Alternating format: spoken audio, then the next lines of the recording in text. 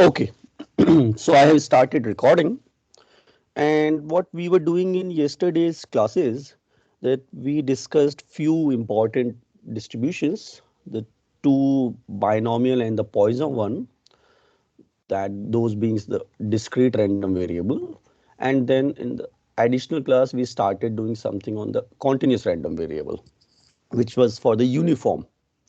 And the ones which I am writing in the parentheses or the brackets, basically they represent the parameters, which basically also tell us that only if we provide the information regarding n and p for binomial, lambda for Poisson, or a and b for uniform distributions, then we will be able to evaluate our PMFs or the PDFs. Okay. And the questions range from finding out the normalization constant to finding out the mean, the variances or the skewness, kurtosis, so on and so forth. Now, if I ask you, for example, I mean, a question can be that find CDF of uniform distribution, and as it's now mentioned that it has to be in the certain interval. So how will we find out? What was the PX, the PDF of the uniform distribution? 1 over b minus a. 1 over b minus a in the interval a less than equal to x less than equal to b and 0 otherwise.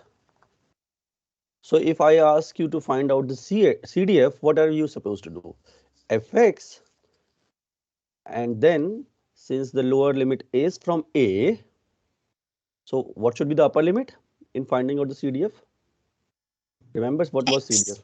X. Right, right. So this is x 1 over b minus a dx, and this will become X minus A by B minus. right x minus a over b minus a, and yeah, I mean you have got the answer. You may be asked to even plot it.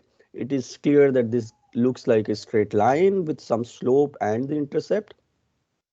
So things like these can be asked. Another question which I want to give you for a particular reason. So let me just first give the question and do it as a homework. Let the probability of adverse reaction from a medicine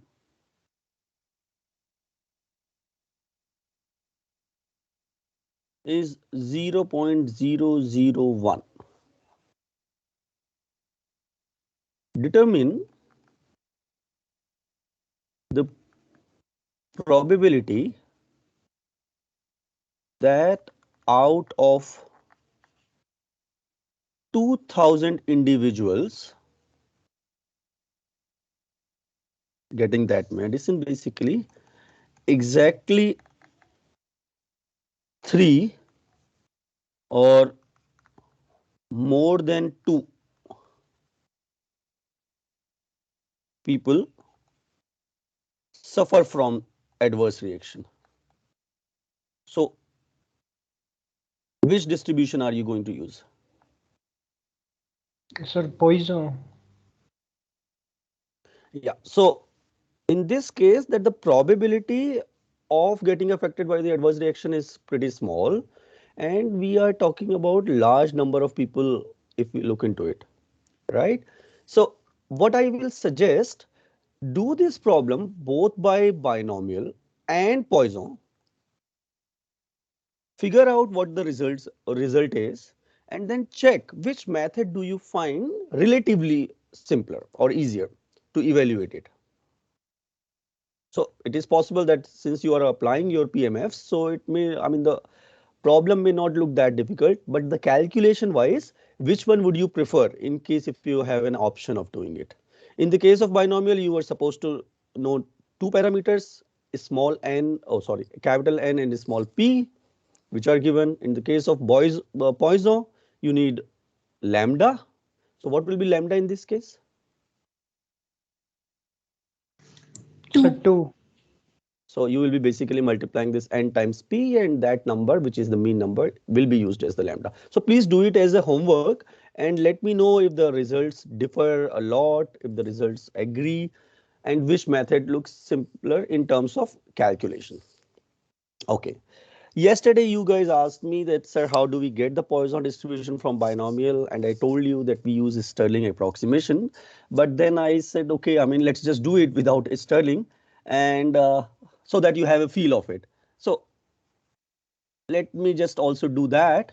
The binomial distribution, remember, the Px was given by n factorial x factorial n minus x factorial 1 minus p n minus x. So in today's class, we will try to show that in the limit n tends to infinity and p being small, we should be able to get the Poisson distributions PMF. And do not get confused. This px is basically just a shorthand notation of writing the same. Yeah, and x can take values 0, 1, 2, 12. Okay. So how to go ahead with it? So first thing I will do, kindly mute this, kindly mute. So I am going to expand my n factorial, and in the denominator I, please mute. In the denominator I have n minus x factorial. So n minus 1, n minus 2, up to which term? N minus x minus 1, because rest of the term will be of the type n minus x factorial, which I will basically cancel from the numerator. So I have these many terms. Of course, px1 minus p n minus x remains. Next, what I am going to do, since I have to take the limit ultimately, and I also want to have all the p's in terms of n type p, because n times p is what I am going to write as lambda in the limit n tends to infinity. So what I am going to do is to multiply by n raised to power x and divide by n raised to power x. Now why n raised to power x? Please look into the number of terms. So first term 1, second n minus 1, 2, 3, and how many terms do I have? I have terms point of x. So my numerator, when I am dividing by nx, so look into it, 1, 1 minus n, 1 minus 2 over n, so on and so forth, 1 minus x minus 1 over n. And this is what I am dividing by nx. And of course, I will have to multiply it by nx also. So this will become this np over n minus x, and there is term which is x factorial. Yeah. And now I will basically take the limit. So limit n tends to infinity, p tends to 0, and np is lambda, a small yet finite number. So what happens to the numerator terms 1 into 1 minus 1 over n, 1 minus 2 over n, so on and so forth, when I am going to take the limit of this expression? Zero. Right, these all will become 1. So x factorial remain, n times p is lambda raised to power x, and this guy will become 1 minus lambda n minus x. So, so I have taken limit for first term, and I still have to do something about this because n still appears here. So now writing this, limit n tends to infinity, 1 minus lambda over n times n, and 1 minus lambda over n times minus x. So what happens to the first term? Limit n tends to infinity, 1 minus lambda over n raised to power n.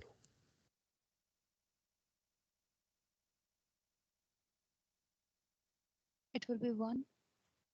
No, this is a very famous one. So this is something I do not know, I mean, if you have been writing it or not. 1 plus x over n. This becomes exponential x, another definition of exponential. If, of course, there this guy is n and in the denominator this is n. Since you, as soon as you take infinity, you are multiplying infinite number of terms. So even though infinity is there in the denominator, but this term becomes very interesting. This is another limiting form of writing our exponential one. So the first term in this case becomes e minus lambda. What about the second term? Now the second Goes to term, 1. yeah, this guy goes to 1 because now this is not raised to power n. This is raised to power some x numbers. And remember that lambda, this number is small yet finite. So this guy is much smaller than n. Otherwise also you can think about lambda over n is nothing but 1 minus p. P is much less than 1. So the 1 minus lambda over n raised to power n minus x term becomes e raised to power minus lambda, and this goes to lambda x factorial e raised to power minus lambda, which is the PMF of the Poisson distribution. So this is a simpler way of doing the same thing, but yeah, I mean, in almost all the advanced books, they use this Stirling's approximation to show that we get the PMF, which is the Poisson period, starting from the binomial one and putting the limit. The limit is n tends to infinity, p tends to 0, and p is a small yet finite number, lambda. Questions here?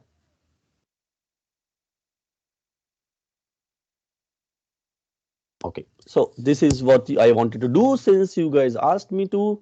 So another distribution, in fact, this is one of the most important distribution in the case of probability statistics and is used widely in physics applications also. There is a theorem because of which it becomes that much useful. We will come to that theorem also. This distribution is called Gaussian distribution or the normal distribution. Now, normally I do not ask my students to remember anything by heart because most of the time we go basically making 2 plus 2 is equal to 4. That means that we start from the basics and then we try to build on that.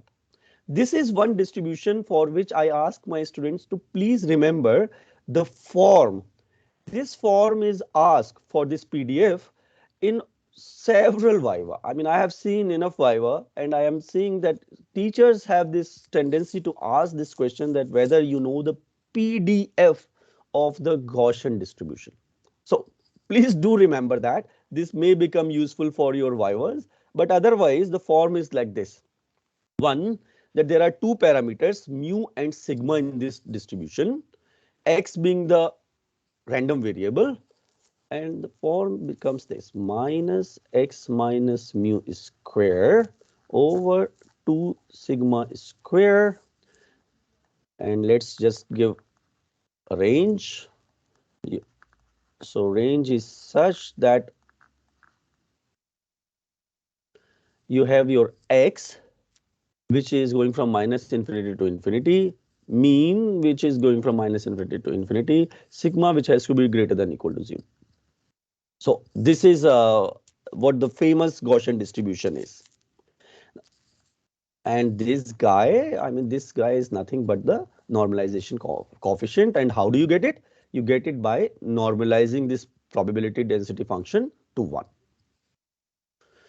Now, let's just do all the things which we have done. But before that, one thing which I did not say it explicitly, but please remember that that is also asked commonly, that you are asked to plot your PXs or the CDFs. Now, this Px as function of x, this is even though it doesn't look like in the figure, but it is symmetrical distribution. Now, symmetrical about what? X equal to 0 or x equal to some other quantity? Mean, mu. X equals mu. Sir, x is equal to nu.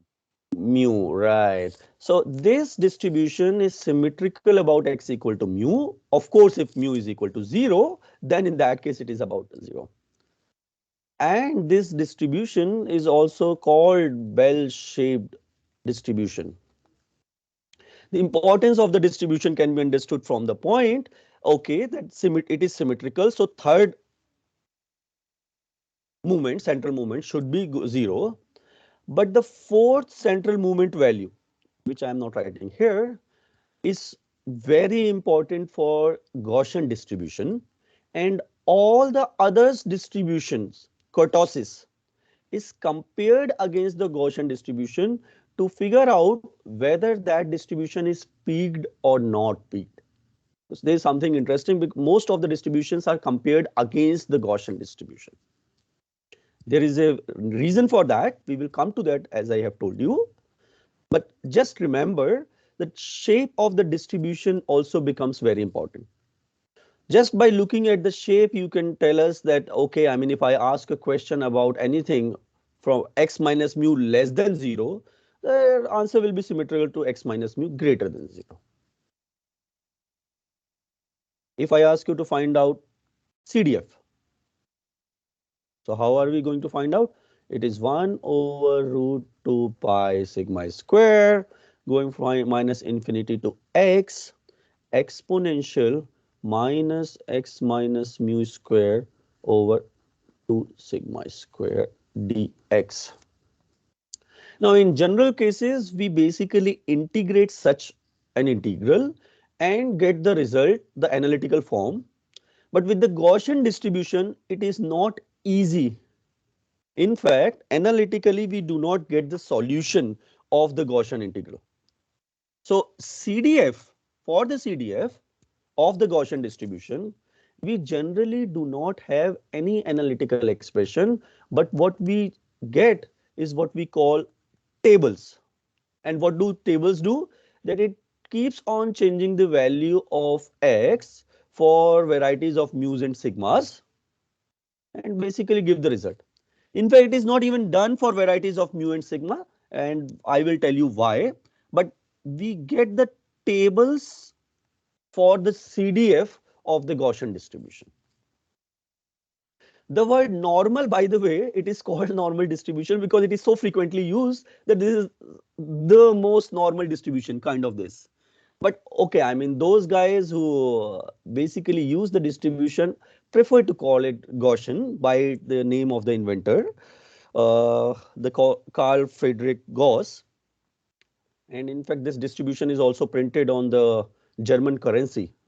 That's the importance of the distribution. I mean, you can think of the normal distribution. Okay, so let's just try to find out. I mean, everything for us, it is a distribution. So let's just try to find out the expectation value, which we also call the mean. So how to find it? It's a continuous variable. So, okay, 2 pi sigma square minus infinity to plus infinity mu. So it is x exponential minus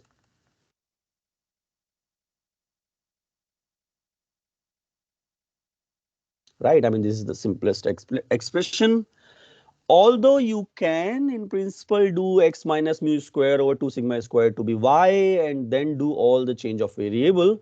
But what we do is rather interesting. We write x as x minus mu plus mu, and that is perfectly doable because we are just adding and subtracting this minus mu and plus mu. The reason why we do it, because we can now write down the integral as 1 over 2 pi sigma square minus infinity to infinity x minus mu exponential minus x minus mu square 2 sigma square dx plus 1 over root 2 pi sigma square mu I can take out minus infinity to infinity exponential minus of course the term times dx. Now why do we do that? Why do we write x to x minus mu plus mu? Because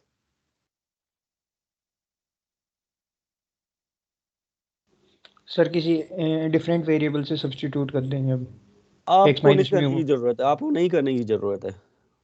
sir जो first वाला integral है वो 0 हो जाएगा क्योंकि odd function है। Right. See, x is symmetric about mu.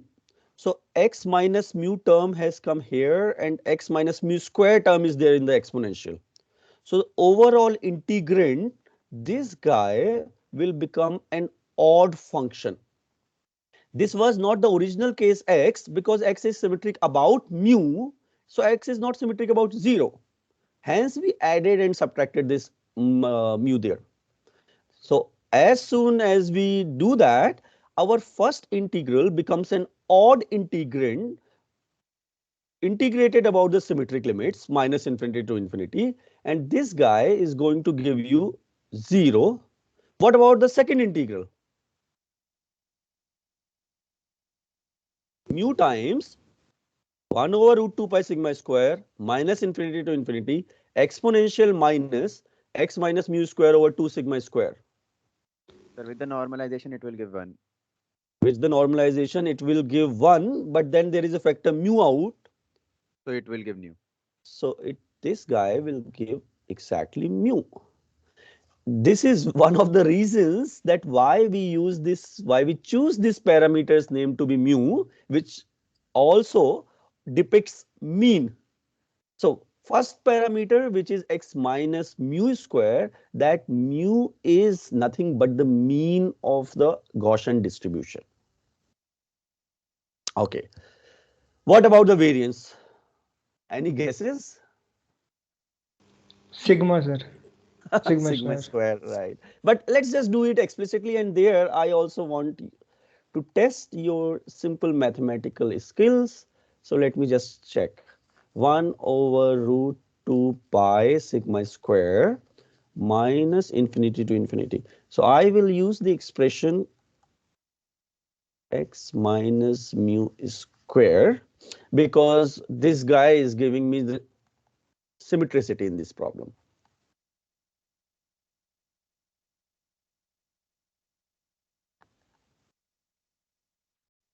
Dx. Now I will request you to do this problem in the way we do the mathematical one, convert it into a gamma function. So x minus mu square over 2 sigma square, put this guy as y and do the integration.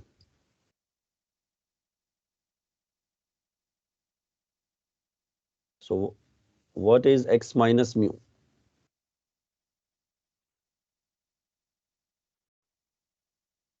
X minus mu will be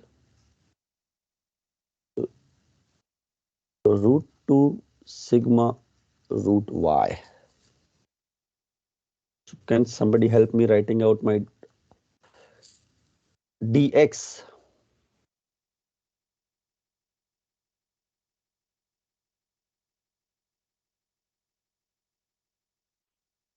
Dx. So Root 2 from sigma by this root y dy. root 2 sigma by 2 root y dy. 2 root y and then dy is okay. So I can write down 1 over root 2 sigma over root y dy. Fine. So what will be the expression of variance become? 1 over root 2 pi sigma square minus infinity to infinity. What is x minus mu square? 2 sigma square y exponential minus y and then sigma times dy over root 2 times root y.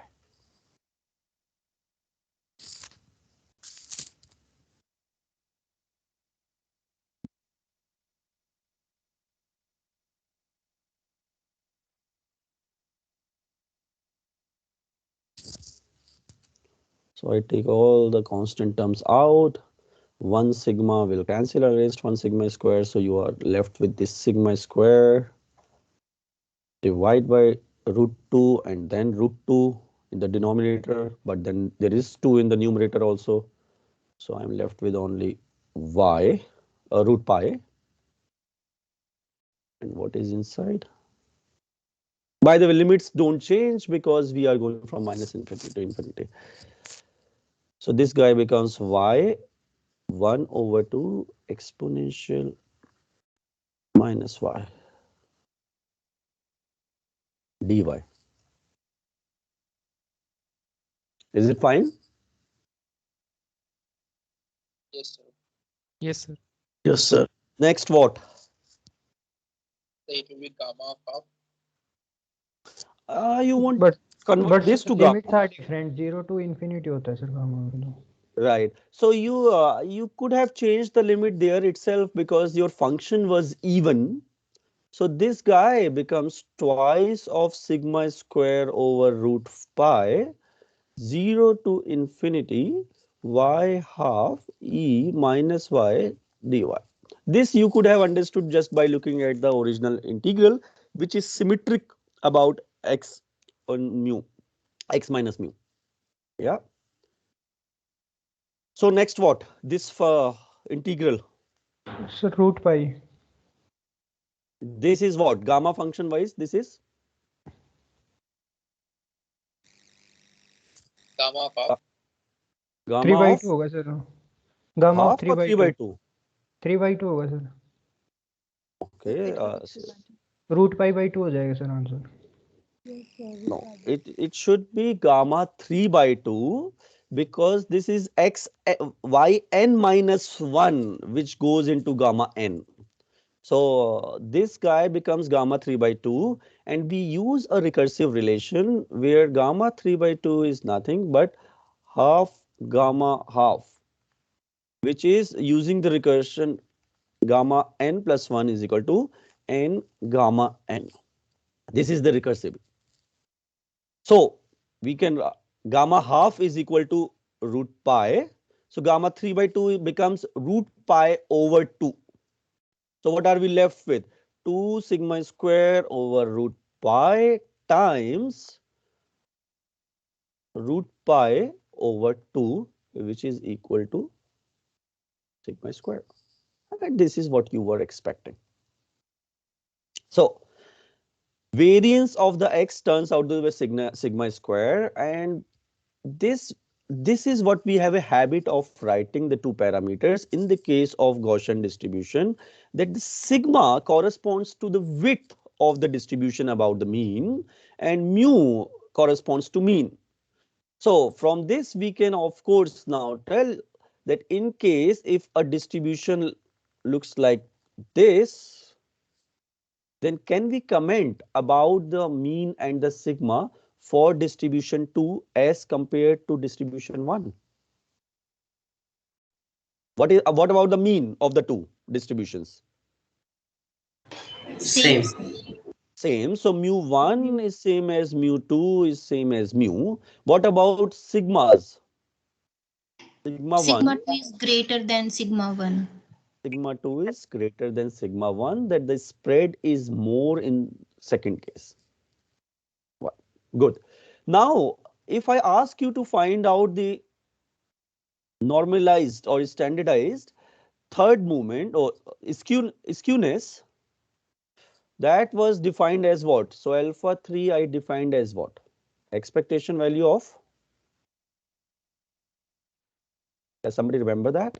Sir x Third, minus mu whole cube x upon minus mu cube sigma cube.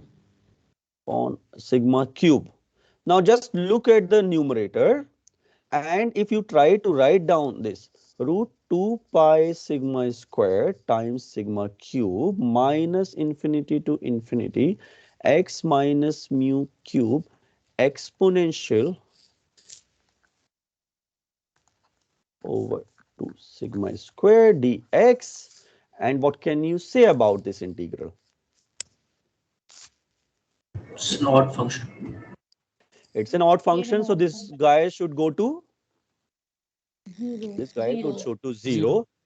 In fact, when I said that the distribution is symmetrical about x equal to mu, you will find that all the odd central movements will go to 0.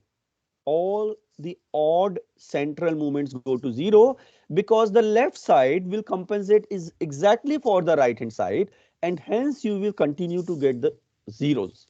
So all the odd central movements, when I am saying central movement, please remember that the central movements are always written with respect to the mean. Algebraic movements are not written with respect to mean. So algebraic movements may or may not be zeros, but the central movements will surely go to 0, all the odd ones. Even ones will not, but the even ones, the symmetricity will tell us that minus infinity to infinity limit can be converted to 0 to infinity limit. Okay. Now, something which becomes very important in the case of Gaussian distribution is how much area is covered in, let's say, mu minus sigma and mu plus sigma. So how much area is covered by this PDF? So I have plotted Px as a function of x in this, or otherwise the same question is asked in this way, that x minus mu less than equal to minus sigma plus sigma. These numbers also become very useful. Does somebody know this number? 0.68. Excellent. Right. This is 0.68. Actually, it goes for 27, but fine. I mean, this is 68% area. And then the question comes, P minus 2 sigma x minus mu less than 2 sigma. These numbers become rather important.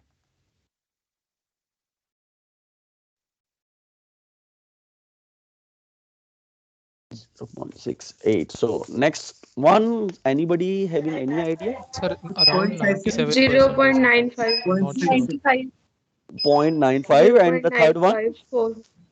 998. 0.997. 0.997. Oh, yeah. I mean, how come you know these numbers by heart? How come? Can somebody remind me?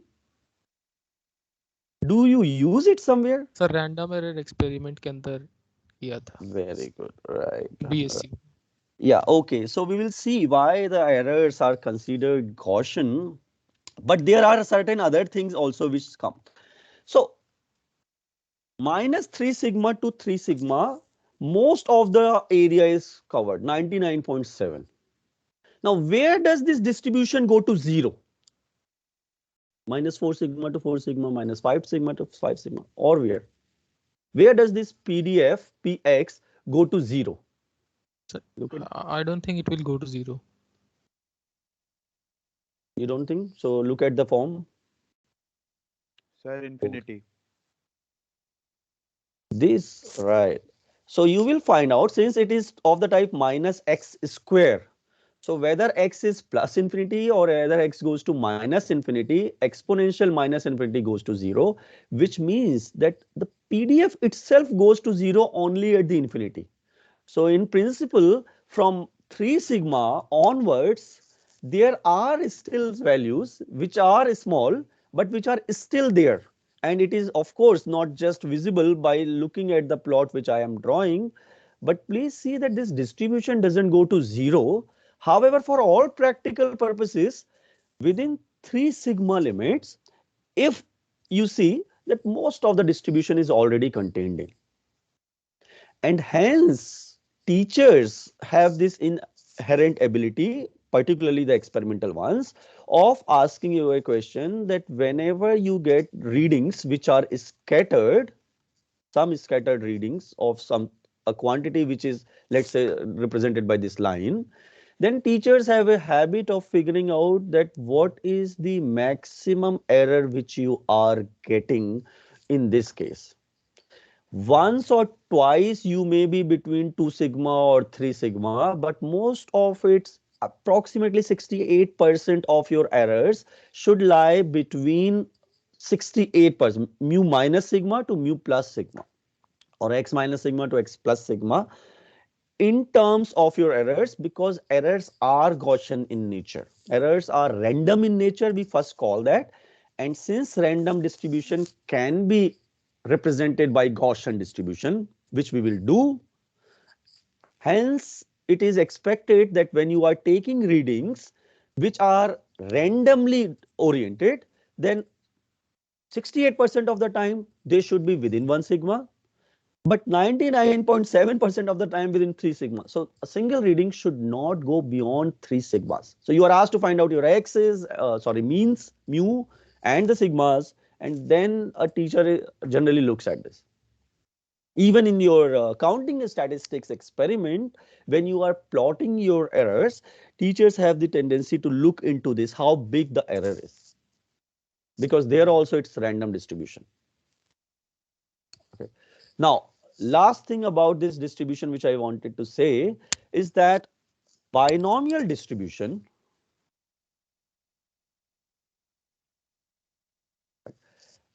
in the limit n tends to infinity, in the limit n tends to infinity, and p not needed to be 0,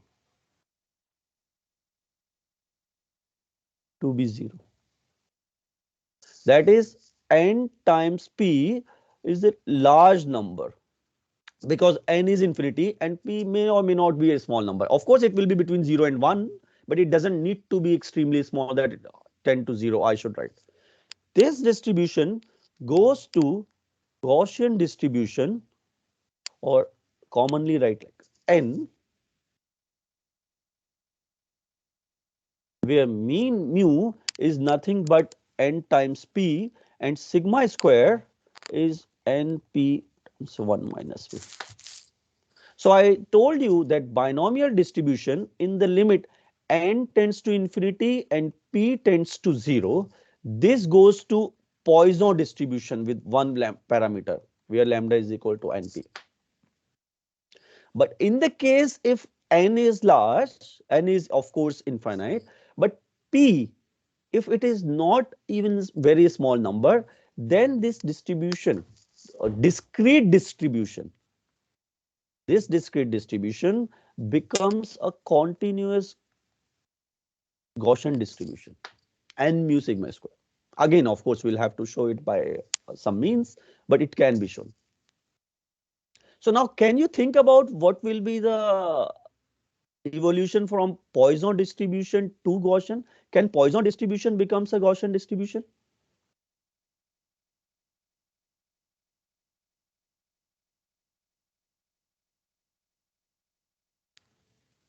Yes, whenever lambda in general is large, not necessarily equal to 0.1, 0.2, or so on and so forth, but a large number, maybe 5, 6, so on and so forth, then in that case, Poisson distribution also becomes Gaussian distribution.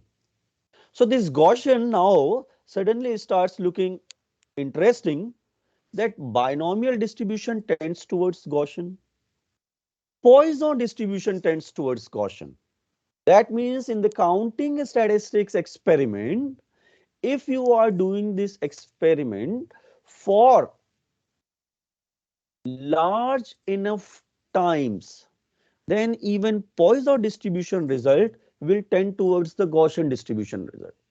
So you may be asked to do this problem of the counting statistics, that do this experiment 200 times for maybe 5 seconds or 2 seconds. And then you may be asked to do the same experiment 200 times, but maybe for 20 seconds. And you may be asked to plot both the Poisson distribution and the Gaussian distribution on the frequency distribution what you get.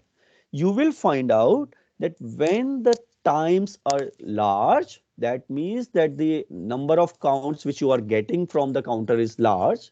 Then in that case, I can even represent my frequency distribution by Gaussian, and I do not need to represent it by Poisson. Now, even though Gaussian is a two parameter distribution, but because of this nature that it is a symmetrical distribution, certain movements are already known to be 0, other movements can be quickly found. Because of that, people want to write down all the distributions in terms of the Gaussian one. In fact, Gaussian is a continuous distribution. So you do not need to now think about what happens to the probability in between the 2 points, because it's a continuous distribution. So you are going to basically convert the whole interval in terms of some sub intervals, and then you are going to find that. So Gaussian distribution, I mean the two distributions which we read, binomial and Poisson, they both tend to Gaussian distribution. A question: can uniform distribution also tend to Gaussian? Any guesses?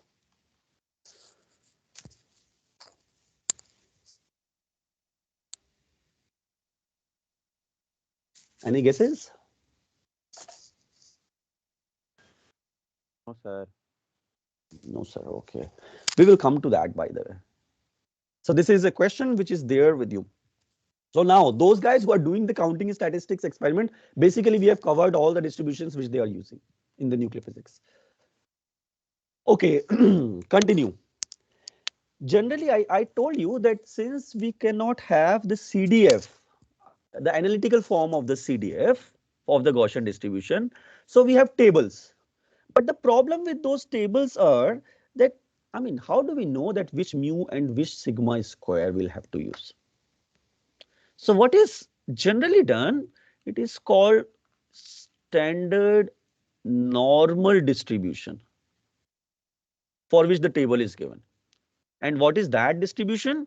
That distribution I will represent by capital Z, and that will have mean exactly 0 and standard deviation exactly 1. Represented by 1 over root 2 pi exponential minus z square over 2, and that is the form which you will get if mu is 0 and sigma is 1. So this is the distribution which you get, the standard normal distribution.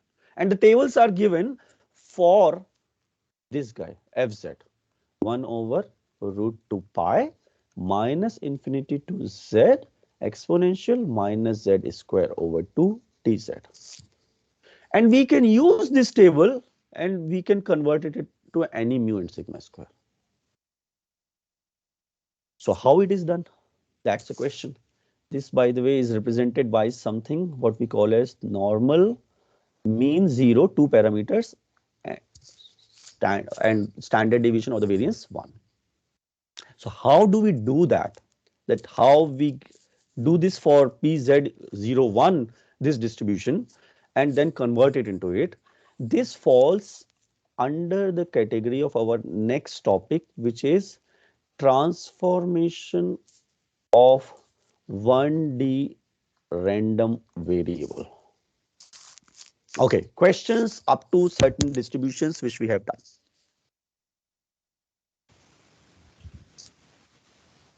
So we have covered two. Yes, please go ahead.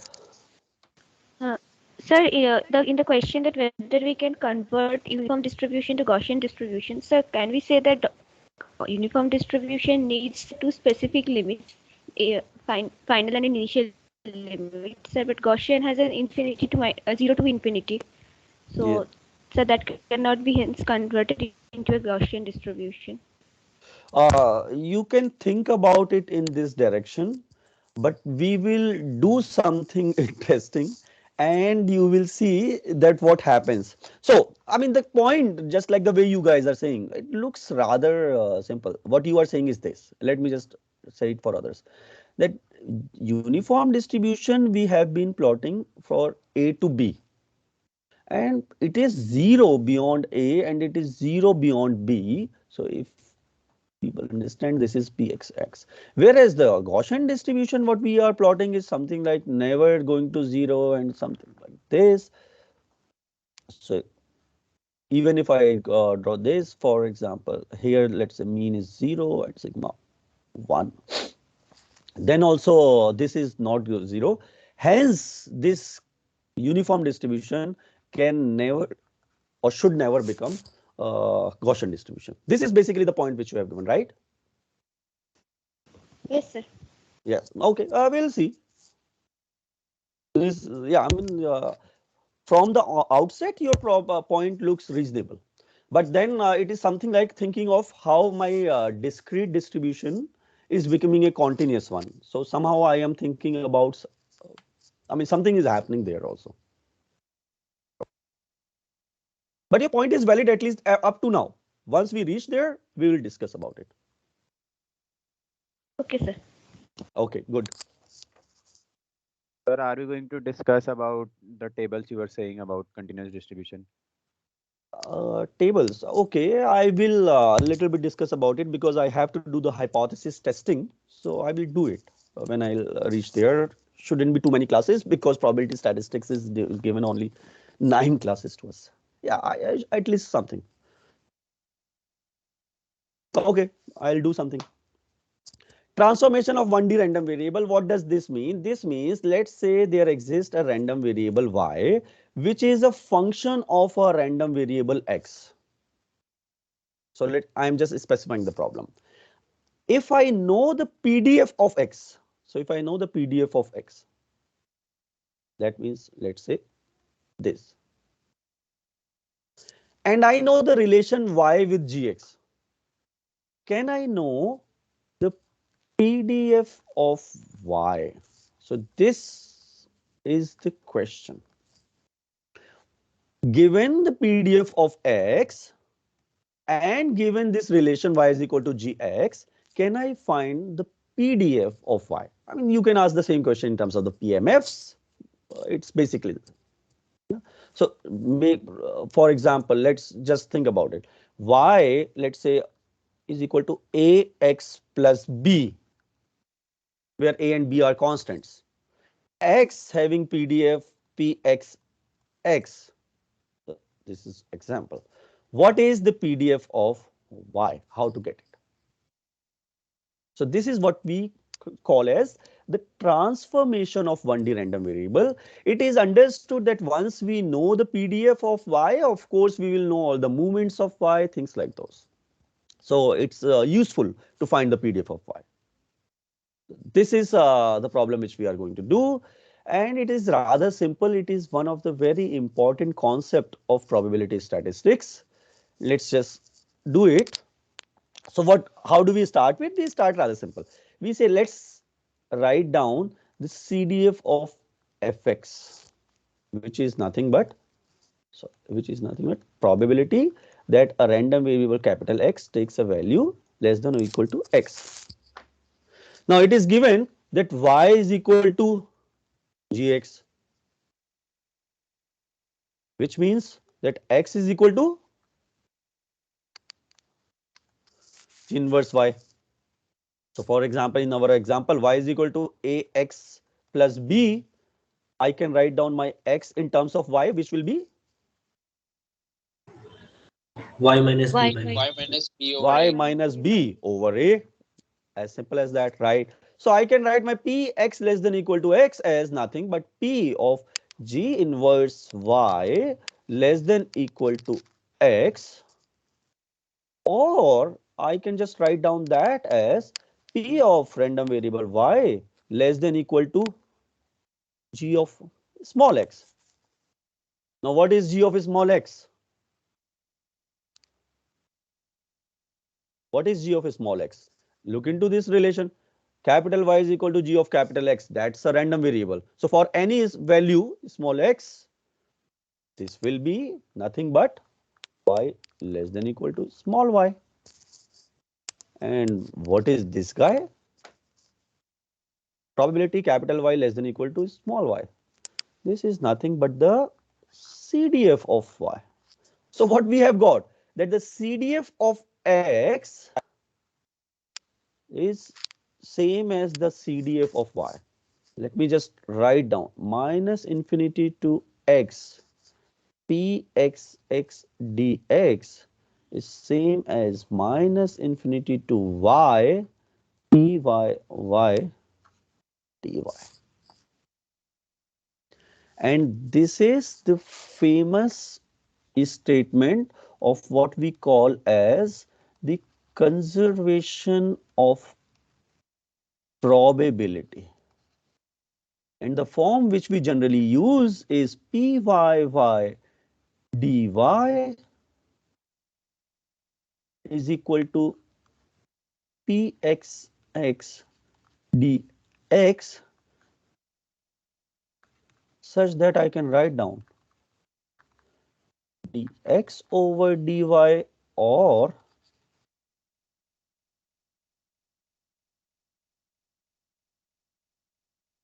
dy over dx, which is same as g inverse y over dy over dx. Now what have I done? Okay, let's just look into it. In order to find out the PDF of y, given the relation of y with x and given the PDF of x, the relation which we use is what we call as the conservation of probability. Now, you may see that I have put the absolute sign. Absolute signs are not needed for py's and px. Remember, these are the PDFs. PDFs are always positive between 0 and 1. But dy and dx, these guys may vary in opposite direction. So in certain cases, when dx is increasing, dy may be decreasing. So if you do not use this absolute sign, then dx over dy can become negative in certain cases, in which means that py will become negative, which is of course not possible. So that is the reason why we are putting the absolute sign. The absolute sign will take care of that the py, the PDF will all, or the PMF will always remain positive. So this is what we call as the conservation of probability, that whatever, let's say we have two distributions, so y is given as x and somehow we know what is the PDF of x. So somehow we know px as a function of x, any arbitrary one. So with the knowledge of these two, I can get the pyy as a function of y. So this is what we are going to, what we achieve using what we call as the conservation of probability. Conservation of probability tells us that the probability remains conserved in all the cases whenever we are moving from one random variable to another. That means that py is going to be another PDF. This will be greater than equal to 0. It has to obey that. The integral from minus infinity to infinity py dy has to be equal to 1. So those are the regular things. And in order to see how it works, let's just take an example and just do that. So consider x to be, let x be a normal distribution distributed according to mu and sigma square. That means we already know the PDF of x, which is 1 over root 2 pi sigma square exponential minus x minus mu square over 2 sigma square, of course. And let's say there exists a random variable which is given as this. By the way, this is interesting. This is called a standardized random variable of x. Why it is called standardized? Mu, mean, is subtracted and divided by standard deviation. That's why. But okay, let's just have relation z is equal to x. Find Pz of z, expectation value of z, and variance of z. So how are you going to find Pz? Use the conservation of probability. So Pz is given as Px x divide by dz over dz over dx. This, or of course, I mean, you could have used dx over dz. Doesn't matter. So can you find out z in terms of x, dz and dx relation for this one? What is dz?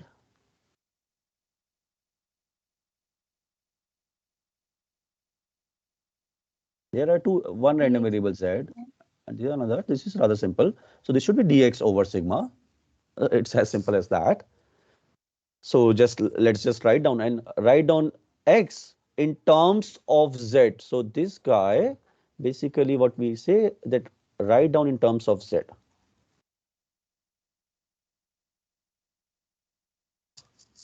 Yeah. So 1 over root 2 pi sigma square exponential, and then look at this minus z square Solved by over, and then dx over dz. This is 1 by sigma. dx over dz. Sigma. Sigma. Sigma. This is just sigma, and this becomes what? 1 over root 2 pi exponential minus z square over 2 with z ranging like this. And please see that this is the interesting thing which I basically wrote for the standard normal distribution z n01, 1 over root 2 pi exponential minus z square 2.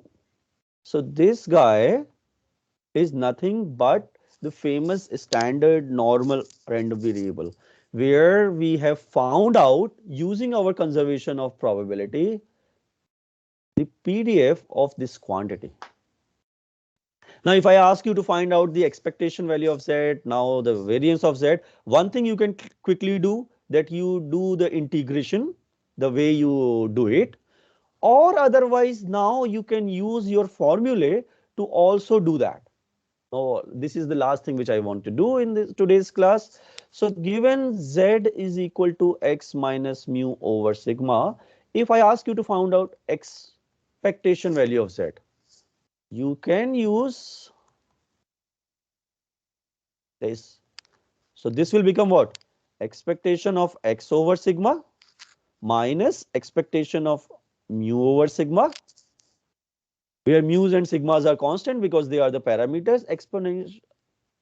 Expectation value of x is, what is the expectation value of x? Sir, mu. Mu. Sir, mu. So this will be mu over sigma minus 0. mu over sigma. This will be 0. So mu of z is nothing but 0. What is variance of x? We already Sir, know. 1. No, what is variance of x? sigma. अच्छा वो क्या वो sigma square. Variance is sigma square. Sigma So square. now find out variance of z, which should be 1. expectation value of z minus expectation value of z square. What is expectation value of z? This guy we found to be 0 here. So this is equal to expectation value of z square. What is z? Z is x minus mu square over sigma square. We see this definition, which means now 1 over sigma square I can take out because that's a constant. So exponential expectation value x minus mu square. Now look into this, which is nothing but the variance of x.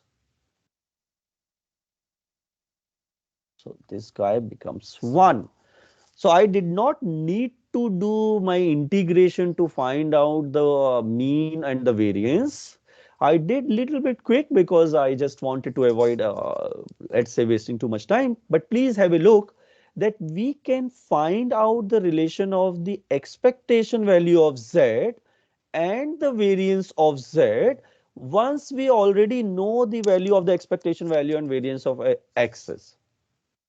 So standard normal variables, those variables. So it can be done for anyone. So a random variable having mean mu and standard deviation sigma will have the standard variable corresponding to that x. By making this x minus mu over sigma, it just means that I am constructing a random variable with mean 0 and standard deviation 1 or the variance 1. So this is a very common way of constructing a standard random variable. The word standard just implies that mean is 0 and variance is 1. So we started from non-zero mean and this.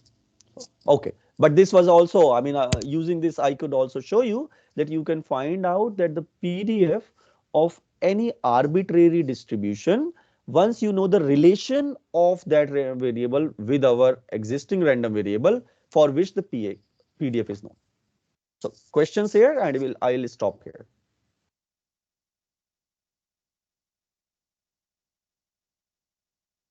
Okay, so I'll request you to please look into what we have done. I will start tomorrow's class just by having one more example of this transformation, and then we will go to the bivariate distribution.